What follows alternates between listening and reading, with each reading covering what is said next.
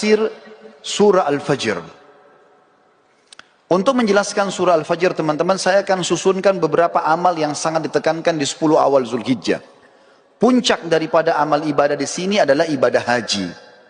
Karena ibadah haji dikerjakan dari tanggal 8 Zulhijjah sampai 13 Zulhijjah. 6 hari ini adalah 6 hari ibadah haji.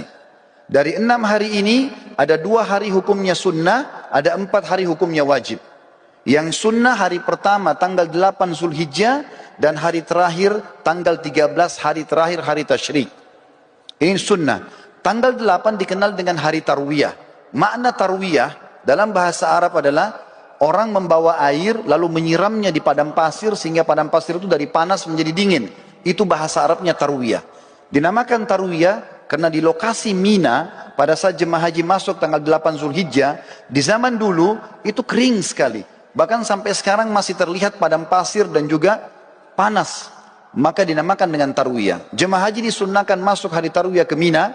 Kemudian mereka memakai baju ihramnya. Sholat duhur asar jamak qasar takdim. Kemudian mereka duduk berzikir, beribadah, mendengarkan ceramah sampai maghrib dan isya. Mereka juga menjamak maghrib sama isya. Ditakdim isya di waktu maghrib. Kemudian di qasar waktu atau sholat isyanya saja jadi 2 rakaat. Menginap sampai besok pagi. Tanggal 9 Zulhijjah ini dikenal dengan hari Arafah. Jemaah haji pergi ke Arafah, kemudian mereka ibadah di situ dari waktu duha, duhur asar mereka jamak qasar takdim, kemudian mereka tiba sampai maghrib. Salat maghribnya sunnahnya ditakhir, diterlambatkan di daerah Muzdalifah. Setelah itu besok pagi tanggal 10 di Muzdalifah sunnahnya mereka menginap. Hari raya Idul Adha tanggal 10 Zulhijjah. Di situ mereka melakukan salah satu dari 3 kegiatan. Kalau sudah dilakukan, jemaah haji boleh bertahallul mencukur rambutnya. Yang pertama mereka berkurban. Yang kedua mereka jumrah aqabah atau melontar. Dan yang ketiga adalah mereka tawaf ifadah, tawaf wajibnya haji. Kalau sudah selesai mereka sudah boleh cukur rambut dan ganti baju ihram menjadi baju biasa. Setelah itu mulai tanggal 10 dikenal dengan hari Adha, hari Nahar. Ya. Itu kemudian mereka nginap di Mina sampai tanggal 12. Kalau mau nafar awal, yang pertama meninggalkan dulu, ya, bisa keluar dari Mina setelah itu menyelesaikan haji, atau kalau yang mau nafar thani tetap tinggal sampai tanggal 13-nya. Di sini mereka jumrah kecil, sedang, besar, atau jumrah sugra, wusta dan kubra. Setelah itu baru selesai hajinya. Ini ringkasan ibadah haji. Dan teman-teman sudah tidak asing dengan keutamaan haji. Yang sangat mulia adalah hadis Nabi SAW, siapa yang haji tidak rafath. Tidak rafath itu tidak mengucapkan kalimat syahwat kepada selain pasangan halalnya. Cinta, rindu, sayang kepada selain pasangan istri atau selain suami. Siapa yang haji tidak rafath, tidak fusuk, berbuat kejahatan. Masuk dalam fusuk juga adalah memeluk, salaman, ciuman dengan selain mahramnya. Kemudian tidak jidal, berdebat-debat dan bertengkar di musim haji, maka dia akan pulang seperti baru dilahirkan oleh ibunya. Juga sabda Nabi SAW dalam hadis Bukhari Muslim, dua-duanya hadis sahih. Yang tadi juga yang sebelumnya hadis Bukhari Muslim, kata Nabi SAW, umrah ke umrah pengampunan dosa di antara keduanya, dan haji mabrur yang mengikuti syarat dan rukunnya tidak ada balasan kecuali surga. Ini puncak ibadah. Ibadah yang kedua, saudaraku seiman, adalah bagaimana seseorang berpuasa selama 9 hari dan sholat malam selama 9 malam itu. Kok bisa? Dari mana dalilnya? Surah Al-Fajr tadi. Allah berfirman, saya ulangi kembali ayatnya, A'udzubillahi minasyaitonirrajim wal fajr. Demi waktu subuh. Saya tafsirkan sekarang. Waw ini teman-teman dikenal dengan waw kasam dalam Al-Quran. Atau dalam bahasa Arab. Seperti kalau kita mengatakan, Wallahi, demi Allah. Allah kalau bersumpah dalam Al-Quran dengan menggunakan waw ini, berarti yang datang setelahnya informasi penting yang harus diperhatikan. Mirip dengan firman Allah yang lain, wal asr. Demi waktu.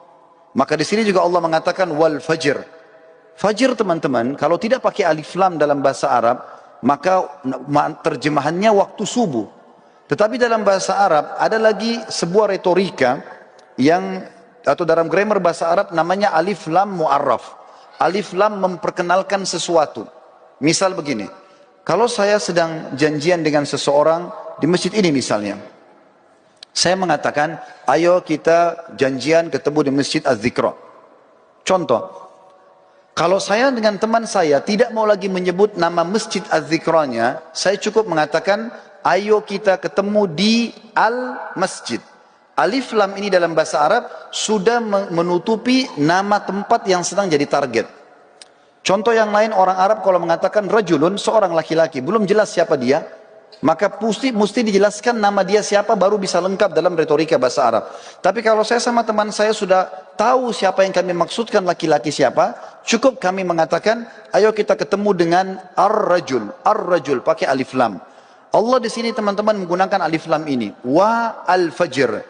Kalau Allah bilang wa fajr, demi subuh, maka subuhnya terbuka sepanjang tahun. Tapi ternyata ada yang Allah inginkan di sini. Wa al-fajr, berarti demi subuh tertentu yang Allah inginkan, kejarlah itu. Dan umumnya ulama tafsir mengatakan ini adalah subuh hari raya Idul Adha. Dan dari sini ulama tafsir hampir seluruhnya sepakat mengatakan Idul Adha lebih afdal daripada Idul Fitri. Setelah sholat Idul Fitri, tidak ada ibadah khusus yang diperintahkan. Kalau ada orang mau silaturahim, orang mau ketemu sama temannya, mau ziarah, apa saja, mau lakukan kegiatan-kegiatan positif, boleh saja. Tapi setelah sholat Idul Adha, ada ibadah khusus. Allah katakan dalam ayat lain, A'udzubillahi minasyaitonir rajim, fasalli li rabbika wanhar. Salatlah hai Muhammad Idul Adha itu, dan berkurbanlah setelahnya. Maka Idul Adha adalah lebih afdal daripada Idul Fitri. Walaupun kita kadang-kadang lebih merapengan Idul Fitri di negara kita. Tapi ini makna tafsir Al-Fajr. Lalu Allah bilang di ayat kedua, walayalin ashr. Waw ini saudaraku seiman, dalam bahasa Arab dikenal dengan waw ataf. Penyambung hukum ayat sebelumnya. Apa yang berlaku sumpah Allah di ayat pertama, berlaku juga pada ayat kedua. Artinya, dan kejar juga dirikan sholat malam di 10 malam berturut-turut sebelum subuh itu.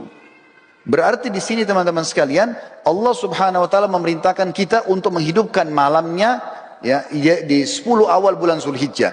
Sementara ibadah puasanya tadi yang saya katakan diambil oleh para ulama dari hadis Bukhari, kalau amal-amal soleh lebih baik daripada jihad, dan termasuk amal soleh adalah puasa mutlak namanya. Kemudian Allah tekankan masalah haji di ayat ketiga, wasyaf'i wal watar, dan fokuslah ibadah di tanggal 8 dan tanggal 9. Maksudnya 8 hari tarwiyah tadi dan 9 hari Arafah. Saudaraku seiman, di sini berpuasa dan juga sholat malam dianjurkan karena ada surah Al-Fajr tadi. Ibadah yang selanjutnya yang sangat ditekankan adalah berkurban.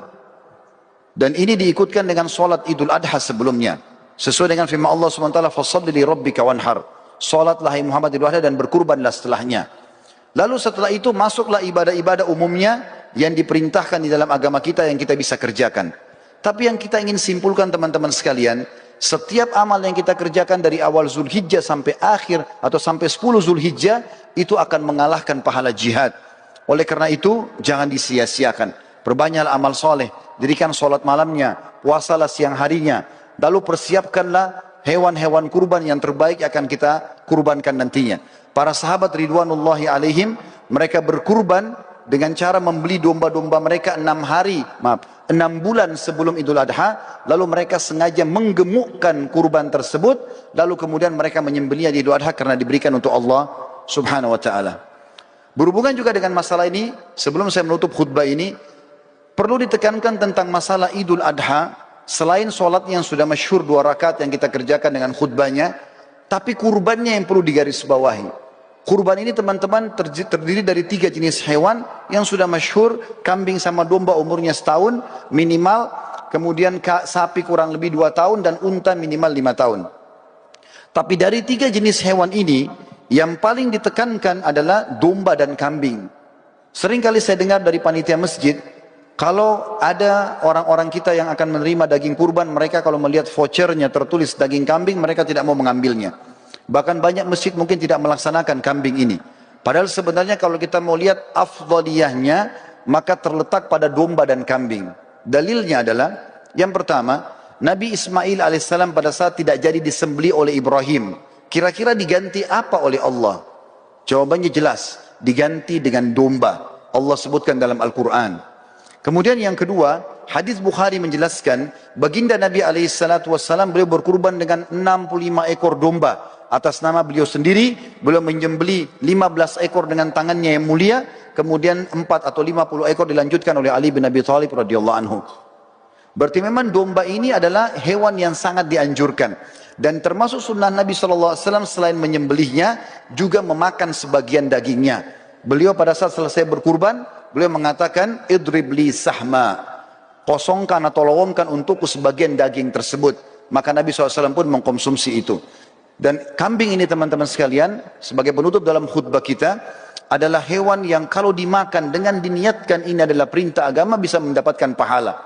Yang pertama, dalilnya adalah hadis Bukhari menjelaskan Nabi SAW sangat gemar memakan paha kambing. Jadi kalau ada persepsi mengatakan kambing itu adalah hewan atau makanan orang Arab, ini keliru. Tapi dia adalah makanan umat Islam. Karena memang Nabi SAW sangat gemar dengan paha kambing. Yang kedua, berhubungan dengan dalil ini adalah akikah. Kita tahu setiap muslim kalau punya anak laki-laki, sembelih 2 ekor kambing. Kalau anak perempuan, 1 ekor kambing. Ini berlaku baik itu muslim Arab, baik itu muslim bule, baik itu muslim dari Afrika, baik muslim dari Asia Tenggara atau orang Melayu. Sama saja, anak laki-laki 2 ekor kambing, anak perempuan 1 ekor kambing. Dan sunnahnya, dalam hadis Bukhari Muslim juga dijelaskan, waktu Hasan dan Husain radhiyallahu anhum lahir, baginda Nabi SAW memerintahkan agar Ali bin Abi Thalib radhiyallahu anhu menyembelih domba untuk Hasan, kemudian berkata, hai Ali, bagikanlah dagingnya kepada kaum muslimin, tetangga-tetanggamu, dan ambillah sebagian untuk dimakan. Sunnahnya membagi sampai 1/3. Berarti di sini teman-teman, kambing itu domba dianjurkan untuk dimakan, karena dalam akikah tidak bisa diganti dengan hewan lain.